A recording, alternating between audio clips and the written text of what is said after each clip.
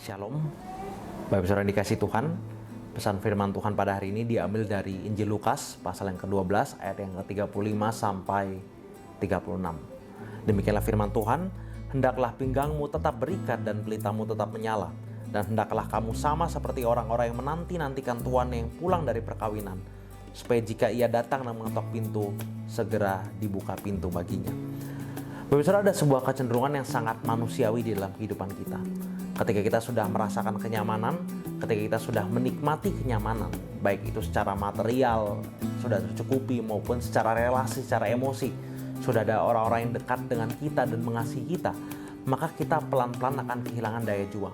Kita mulai malas, kita mulai pasif, kita mulai merasa bahwa tidak ada urgensi bagi kita untuk memperjuangkan kehidupan kita. Dan celakanya seringkali hal ini menyerang kehidupan rohani kita.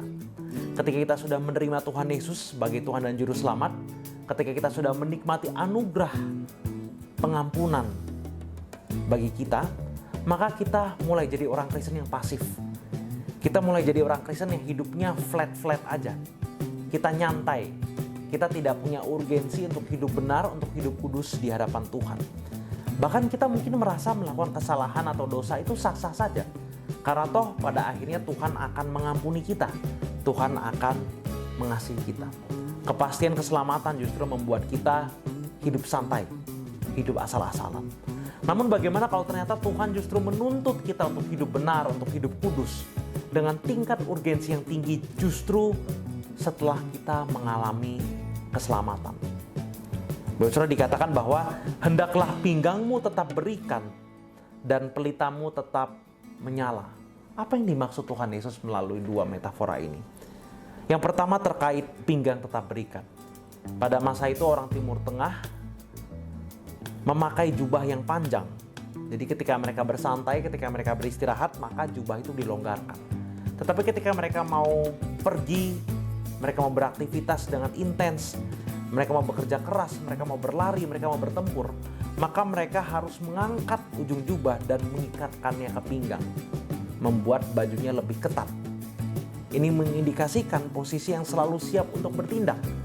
Bukan rebahan, bukan tidur-tiduran, bukan hidup santai. Seperti tidak ada urgensi untuk hidup. Dan pelita tetap menyala itu mengindikasikan tentang investasi dan konsistensi kita untuk melihara iman kita. Pada masa itu tidak ada listrik, tidak ada lampu. Tetapi kita perlu mengisi, kita perlu menuang minyak ke dalam pelita supaya pelitanya tidak mati dan cahayanya boleh tetap ada di malam hari. Kita harus setia mengisinya supaya terang itu boleh terus-menerus ada. Dan ini menunjukkan soal spirit, konsistensi, dan energi dalam hidup kita. Melalui gambaran ini Tuhan Yesus sedang mengajarkan kita untuk melawan atau untuk mengcounter anugerah murahan. Anugerah murahan yang mengatakan bahwa kita bisa menerima pengampunan Tuhan.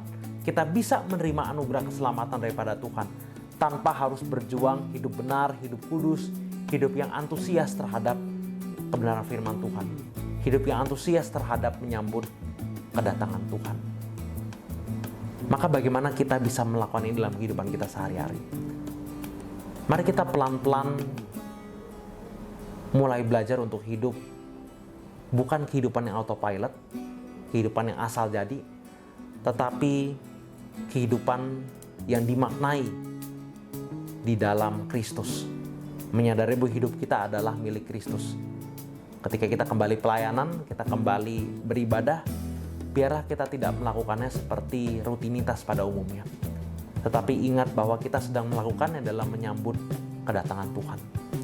Dan mari kita belajar untuk mulai melayani hidup benar dimanapun kita berada. Melayani bukan hanya soal di gereja, tetapi juga dalam keluarga kita, dalam pertemanan kita, dalam pekerjaan kita.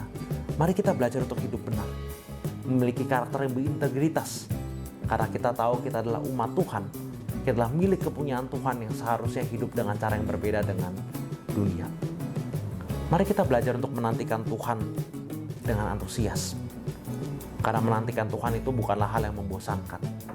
Nanti Tuhan Yesus akan membaharui segala sesuatunya.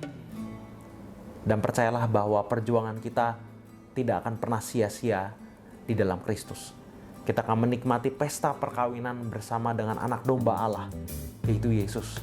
Dan akan ada sukacita yang kekal yang kita nikmati kelak nanti bersama-sama dengan Tuhan Yesus. Mari kita mulai menaikkan level urgensi kerohanian kita. Apakah kita sedang tertidur? Apakah kita sedang hidup santai tanpa ada urgensi untuk menyambut kedatangan Tuhan?